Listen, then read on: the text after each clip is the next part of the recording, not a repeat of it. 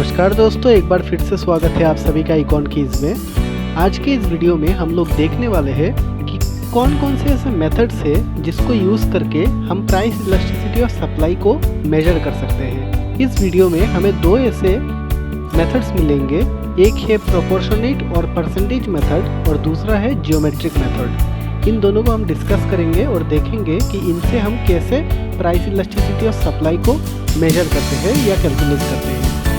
लेकिन उससे पहले अगर आपने अभी तक हमारे चैनल को सब्सक्राइब नहीं किया है तो जल्दी से सब्सक्राइब कर दीजिए और आगे आने वाली हर एक वीडियो को मिस ना करने के लिए बेल आइकन दबाइए।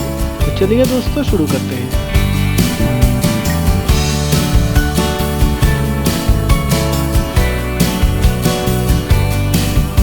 पिछले वीडियो में हमने देखा था कि price elasticity of supply mainly 5 तरह के होते हैं। पहला होता है परफेक्टली इनइलास्टिक सप्लाई, दूसरा है रिलेटिवली इनइलास्टिक सप्लाई, तीसरा है यूनिट इलास्टिक सप्लाई, चौथा है रिलेटिवली इलास्टिक सप्लाई और पांचवा है परफेक्टली इलास्टिक सप्लाई। तो पहले हमें इन पांचों के बारे में थोड़ा जानना पड़ेगा, इन पांचों के वैल्यू कैसे आते हैं इसको समझना पड़ेगा। तो परफेक्टली इनइलास्टिक सप्लाई का वैल्यू अर्थात ES इक्वल टू 0 रहता है, हमेशा उसका वैल्यू 0 रहता है।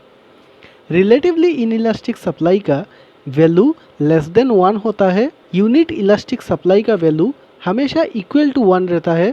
रिलेटिवली इलास्टिक सप्लाई का वैल्यू ग्रेटर देन 1 होता है और परफेक्टली इलास्टिक सप्लाई का वैल्यू अनडिफाइंड होता है या हम कह सकते हैं कि इन्फिनिटी होता है। तो इन पांचों के वैल्यू को समझने के बाद हम अभी परसेंटेज मेथड देखते हैं कि उससे हम प्राइस इलास्टिसिटी ऑफ सप्लाई कैसे कैलकुलेट कर सकते हैं। इस मेथड में हम इलास्टिसिटी का वैल्यू कुछ ऐसे निकालते हैं कि percentage change in quantity supplied divided by percentage change in price. इस फॉर्मूला को हम सिंप्लीफाई करके ऐसा भी लिख सकते हैं कि del Q by del P into P by Q. इस फॉर्मूला को हमने पिछले वीडियो में भी देखा था। तो चलिए इसको यूज़ कैसे करना है उसको एक टेबल के माध्यम से समझते हैं और फॉर्मूला में कुछ वैल्यू पुट्स करके देखते हैं। तो हमारे पास प्राइस और क्वांटिटी सप्लाइड दिया हुआ है। प्राइस है 5, उस समय क्वांटिटी सप्लाइड हो रहा है 40। प्राइस एक यूनिट इंक्रीज हुआ अर्थात 5 से 6 हुआ और क्वांटिटी सप्लाइड 40 से 50 हो गया। तो हमें 4 चीज़ों की ज़रूरत पड़ेगी, del Q, del P, P और Q according to the formula. तो हम क्या करते हैं, पहले डेल क्यू निकाल लेते हैं। डेल क्यू होता है new quantity supplied minus old quantity supplied अर्थात 50 माइनस 40 इज इक्वल टू 10। और Q जो हम इस फॉर्मूला में यूज़ करेंगे वो होता है ओल्ड क्वांटिटी सप्लाइड अर्थात 40। उसके बाद हम डेल P को कैलकुलेट करते हैं। डेल P को कैलकुलेट करने का फॉर्मूला है new price minus old price. तो 6 माइनस 5 इक्वल टू 1 और फॉर्मूला में हमें जो P मिल रहा है उसको हम ओल्ड प्राइस कंसीडर करते हैं। तो इन चारों का वैल्यू हमें मिल गया, del Q, del P, P और Q।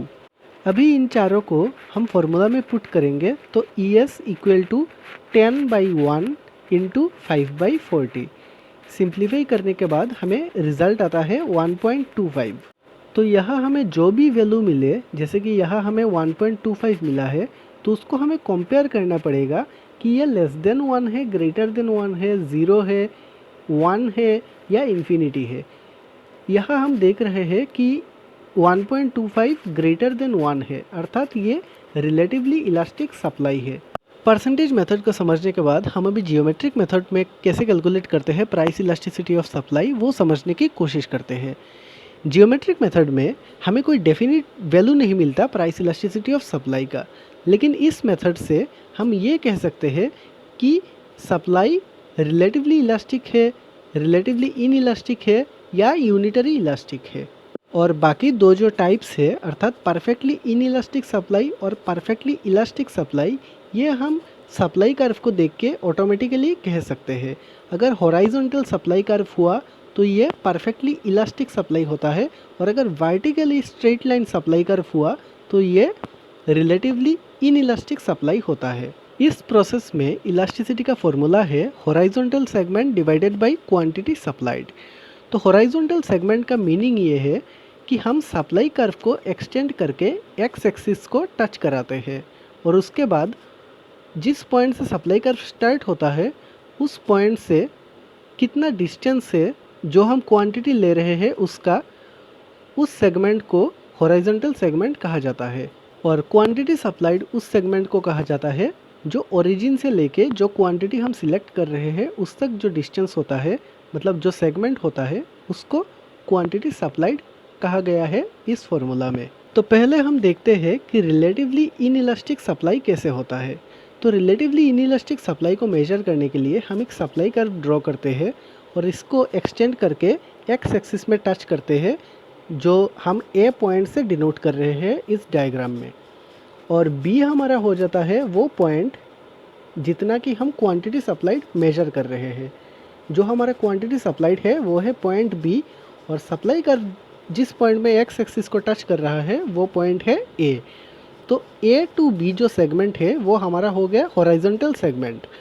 और क्वांटिटी सप्लाइड कितना है, ओरिजिन से लेके पॉइंट बी तक, अर्थात ओ से बी तक जो सेगमेंट है वो है क्वांटिटी सप्लाइड, और ए से बी तक जो सेगमेंट है वो है हॉरिजॉन्टल सेगमेंट। तो फॉर्मूला में जब हम इन चीज़ों को पुट करते हैं तो फॉर्मूला कुछ ऐसा हो जाता है कि A B divided by O B. तो यहाँ हमें पता है कि ए बी का लेंथ ओ बी के लेंथ से कम है, अर्थात A B less than O B है। तो अगर ऐसा हो कि ए बी का वैल्यू मान लीजिए 2 है और ओ बी का वैल्यू मान लीजिए 4 है, तो 2/4 हमेशा क्या आएगा, वैल्यू 1 से कम आएगा। अगर हमारा जो डिनोमिनेटर है वो अगर बड़ा हो तो अल्टीमेटली रिजल्ट क्या आता है, लेस देन 1 आता है। तो यहाँ इलास्टिसिटी का वैल्यू लेस देन 1 आ जाएगा। दूसरा हमारे पास है यूनिट इलास्टिक सप्लाई। इसको भी समझने के लिए हम एक सप्लाई कर्व ड्रॉ कर लेते हैं जो ओरिजिन से स्टार्ट होता है।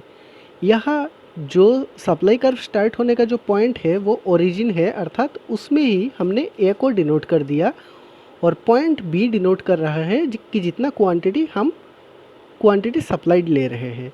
तो यहाँ ए बी का वैल्यू जितना होगा उतना ही ओ बी का वैल्यू भी होगा।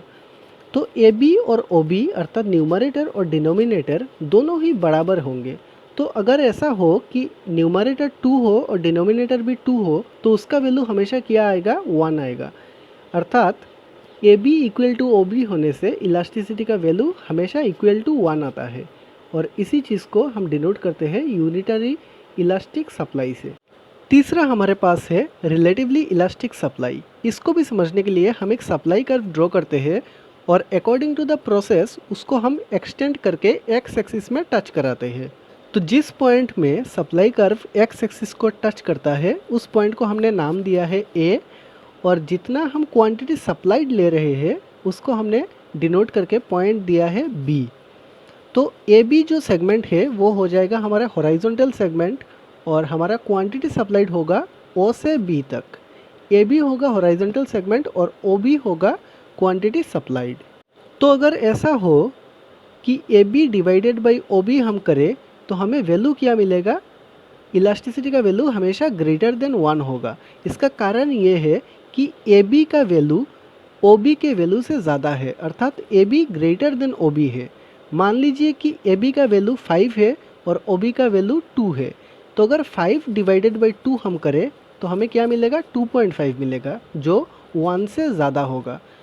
तो हमेशा डिनोमिनेटर अगर छोटा हो और न्यूमरेटर अगर बड़ा हो तो हमें वैल्यू क्या मिलता है, 1 से ज़्यादा मिलता है। इसलिए यहाँ भी इलास्टिसिटी का वैल्यू ग्रेटर देन 1 हो जाएगा।